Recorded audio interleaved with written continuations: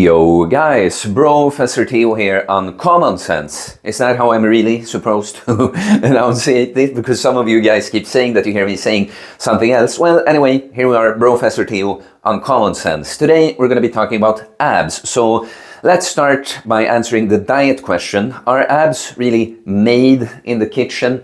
It's kind of a silly expression that you probably heard. It's not really true. Of course you need protein to build muscle, but all muscle is ultimately made in the gym by training. But of course, if you carry too much fat, like any muscle will be less visible, but specifically the abs, no matter how well developed your abs are, if you're too fat, if there's too big of a layer of fat in the way, you're just never going to see them. And I'm someone that the aesthetic ideal I propose, that I think that all men could live up to, is to have some muscle, some definition on their entire frame, and always abs. Okay, always abs. That's a good level of leanness to shoot for. So two things there. First of all, we would want to always, because I'm someone that's pro doing cycles of bulking and cutting, it's not that you have to go crazy with that, but sometimes eating in a calorie surplus to focusing more on putting on muscle mass, but you also end up gaining a bit of fat there, right? But so I would also propose that we always stay within a lower body fat percentage range. So let's say something like 10%, of course you could go lower, but around 10%, it is really, really low, honestly.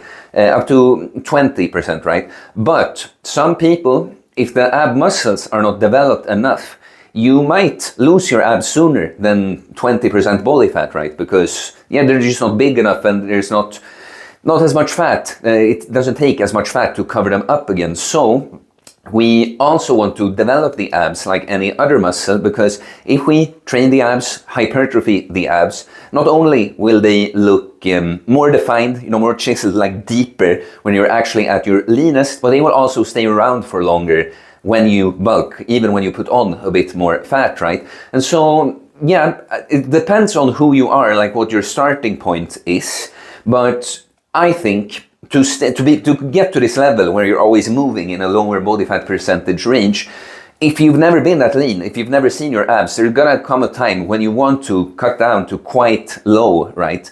And then just slowly put on weight from that. But it's a little bit, it's like almost something you have to get used to. Let the body find homeostasis, just exist at a lower body fat percentage range to have those abs, and then build from there, right? So just saying, it depends on where you start, but there's gonna come a time when you really dig down, cut those abs out. And if you've never seen your abs, just be prepared that you're probably gonna have to lose more fat than you thought before. People always underestimate how much fat they need to lose. I never heard the opposite, someone that thinks they need to lose more, and then, I only had to lose this, and then I had abs, With clients, always, when they think, I need to lose this amount of weight, I'm always kind of like, well, let's set that as a first goal, and then we'll just see. But if you think you need to lose 5 kilos of fat, it's probably 10. If you think you need to lose 20 pounds of fat, it's probably 30, sometimes more, right? But yeah, now with that out of the way, let's talk about the other things other than diet that we can actually do to influence our abs. So first thing I put here is just put muscle on your entire frame, bro. And there are two reasons for that. First thing being is that the abs, the core, it sits there right in the middle of the body. So if you just train hard, train all your muscles through big movements, the abs are going to get some kind of indirect work and development from that. Just think even like something like a lat pull down, when you go heavy, you can start crunching, you can start feeling your abs a bit. I've been doing this pull over machine always towards the end. I feel it tickling in my abs, right? Think something like, push-ups, weighted push-ups, ring push-ups, especially when you don't let your spine extend in this way, but you actually tuck your pelvis, engage the core. Yeah, you're definitely gonna feel it in the core doing that. And there's so many other exercises, right? So that's just one thing. If you work on just building muscle on your entire frame, you're going to build some muscle in the ab department as well. The other thing is just that when you have more muscle mass overall, you just have, again, beneath this layer of fat, even when it's more, there's just more mass that presses out there. So it's my experience that the more muscle I've gained just overall on my entire torso in this, example with the abs, it just helps the abs stay around more, because there's just like the chest, the lats, there's just more like pressing out. Like even right now, I weigh almost 92 kilos. There's definitely, you can see if I grab it, there is some fat there, but it feels a whole lot tighter than it used to at like this body fat percentage, right? So there's the two things. You get, just by focusing on getting stronger on the right movements, you're gonna work the abs indirectly to some degree, and also just having more muscle mass even outside the abs will help reveal the abs more. So next question is, do compounds develop the abs? And now I'm thinking mainly about the big lower body compounds like squats and deadlifts. Some people just say like, oh, that's just enough, you know. In my view, like I said, there's going to be something. It's like, it's such big movements that to some degree you're going to flex even the abs. But honestly, we're talking specifically about like deadlifts and the squats. It's core muscles, but not necessarily the abs, unfortunately. You know, the obliques actually, we might not think of it because we think of them doing side bends and rotations, but when you're squatting and deadlifting, the obliques are working really hard just to make you not bend. You know, it's an anti-movement just to keep you like that. And then there's the deeper muscle, it's transversus abdominis, right? That one is going to be engaged. Unfortunately, just not the actual ab muscle belly so much. Well, like I said, there are from some exercises that we think, even like chin-ups and dips, if you don't do this thing with your legs, if you actually make this little banana shape with yourself, then you can do variations of these exercises, like doing L-sit chin-ups, for instance. If I crank out a like to failure body weight L-sit chin-up set, my legs, so the abs start shaking towards the end. So I just want to point that out, that yeah, you get some core strength development from these like deadlifts and squats. Unfortunately, not necessarily abs from those, but there are exceptions, like the front squat and searcher variations. But the front squat, when you have the weight in front of you, it takes for you to brace in kind of a different way. You know, now this kind of thing is actually going to be going on. For me, now I've been doing front squats quite regularly, but when I haven't done them in a long time and come and hit a few hard sets, I've actually gotten sore in my abs. And I know I've heard many other people say that. So if you want to, and searcher, I've done searcher squats and just searcher variations when you have the weight in front of you like this, right? In the elbows in that case. But yeah, if you want to pick compounds, that's the thing. You can choose, instead of just hoping like that the regular deadlift and back squat will develop the abs, you can choose a front squat or possibly a searcher variation, get stronger on that, and you're gonna end up hypertrophy the abs as well.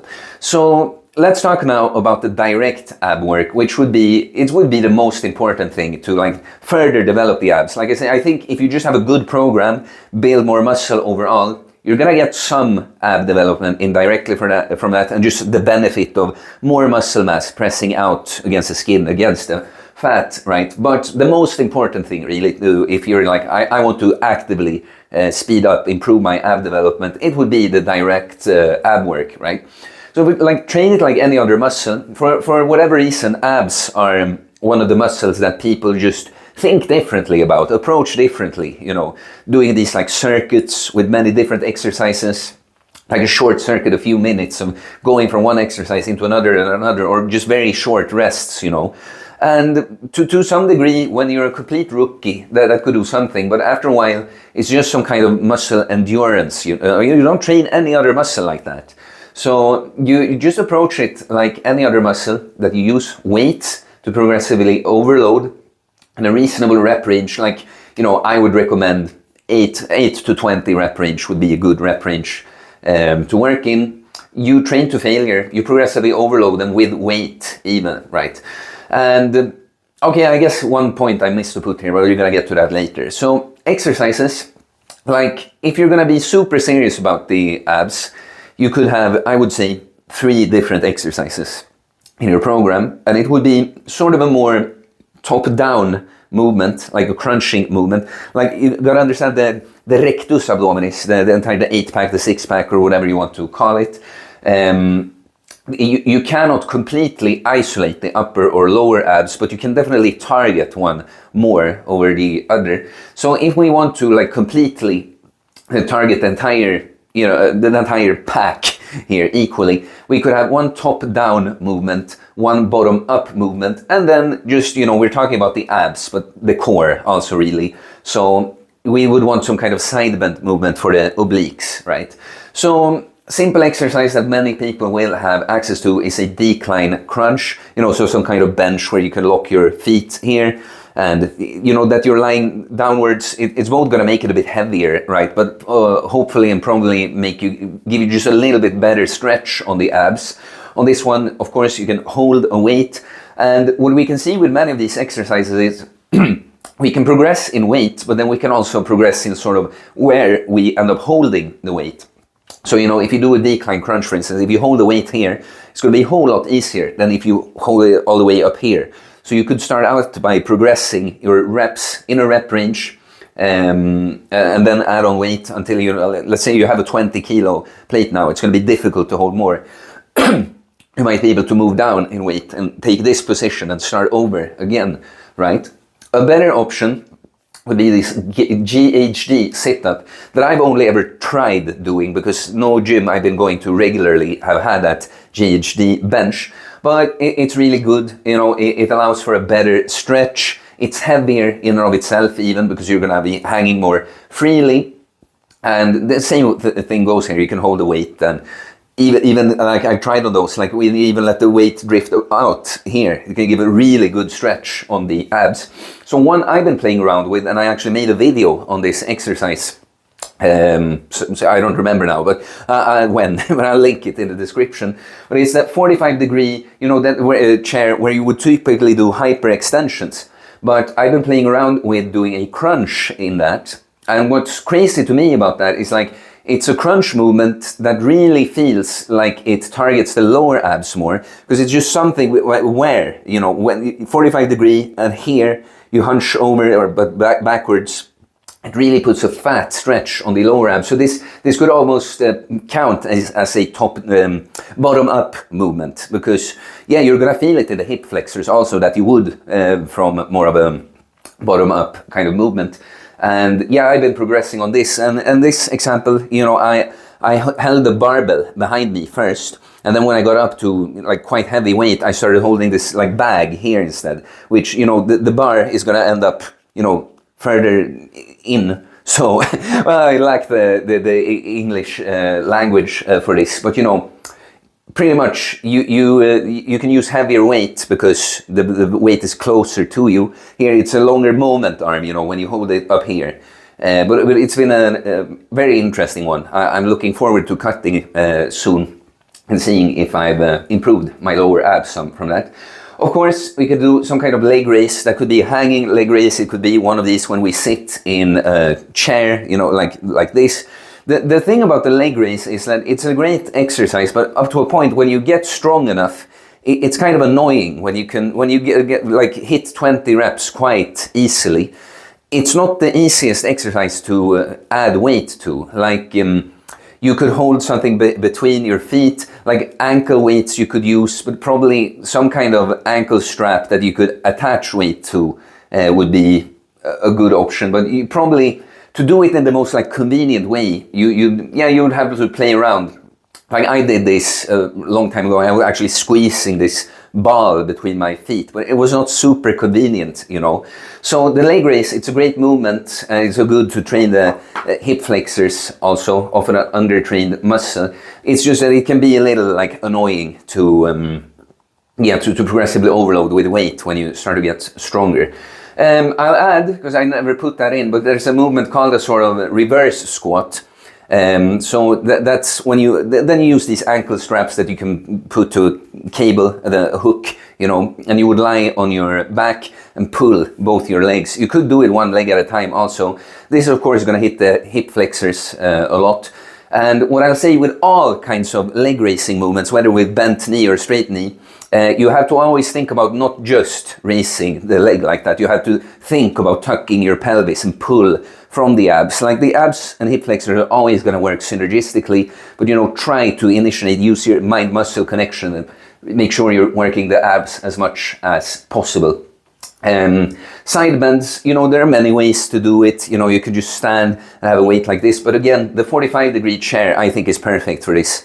Because, again, with the angle, it's just going to put a massive stretch on the obliques. Honestly, the first time you try this, like, just try body weight. Even if you could use weight, you get so sore. You get so sore if you haven't done that in a long time. But, of course, there could be some kind of rotational work, like with a cable. Also, I just find that when we're talking about hypertrophy and aesthetics more than function right now, you know, like, because of course rotation is going to be good for the spine health, but when we're talking just about developing the muscles, to me it's like the most low-hanging fruit, the easiest. Just, you know, keep progressing the dumbbell you hold in your hand while you do that, basically.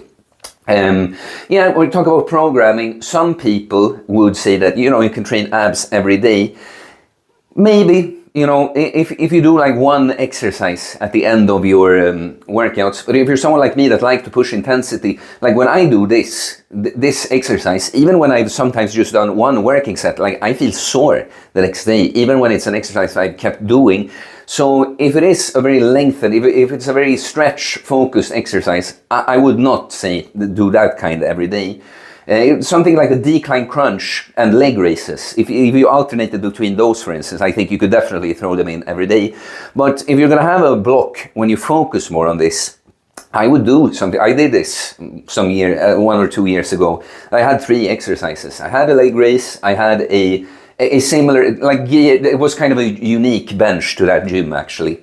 And I had the side bends, right? And I did this twice per week, progressive overload. But I think twice per week, if you train hard, that's enough, you know. But you could definitely, if you're going to throw in one exercise at the end, and just, I wouldn't opt for the most fatiguing with the biggest stretch in that case. What I want to add, by the way, to exercises is there are some good ab machines. Many, unfortunately, just have way too short of a range of motion. Like in the gym I go to, they have many cool machines, but for whatever reason, they have these good plate loadable crunch machines, but it's like you start here and the range of motion is like this. It just does not feel super effective. But I have tried once where you really, you know, it's not that you have to get a massive stretch, but it's a bigger movement at least. And of course, they're helpful because it's easy to progressively overload by just adding weight to the machine, right? But the last thing to talk about is just the genetic factor. Like, of course, it matters. Like, I'm someone that likes you to not focus on that too much when it comes to bodybuilding or the potential to build muscle. Just become the best you. But it can just be good to know that the abs in particular, like the shape of the abs, but also the way your body fat is distributed, is just quite highly genetic. Like in my case, you know, many people now comment that I have good abs, they're big and chunky there. When I used to feel like, because it's difficult for me to get the entire 8-pack, right? So I have kind of one thing going for me that, yes, this upper half, it was easy for it to stay around even earlier on. It stays around even more now. I've developed the abs throughout these years, but I have a bit of stubborn fat really at the bottom, so it's hard for me to get that entire, you know, an entire super chiseled 8-pack, right? So just be aware of that it's a highly genetic thing, the aesthetics of your abs. But then just work them as any other muscle, progressively overload, develop, get lean enough, and you're gonna have your version of what really nice looking abs are for you. So yeah, that's it for this one, guys. Since we talked about me in the kitchen, gotta follow up with that weight loss cutting video soon. Let me know if you're interested in that. Please like and comment. Anyway, all comments and likes help support the channel, helps the algorithm, helps more people find their way here, so it's very much appreciated. I do holistic bodybuilding coaching, getting jacked and stacked mentally, physically, spiritually, becoming that person, well, that has perma abs because they're a perma ripped individual with a perma jacked mindset. So if you're interested in that, you can send me a DM on Instagram or email me. It's in the description below. I'll get back to you with my different programs and offers. You can pick up my training book, everything training, philosophy, mindset related that you need in order to become a self-reliant, jacked and stacked individual. Please subscribe for more content about fitness, fast losing weight, building muscle, self-improvement, stoicism, mental health, philosophy, spirituality, mindset. It is a mindset, guys, and honestly, I just think all the guys should have abs all the time. Let's do it, guys. Peace.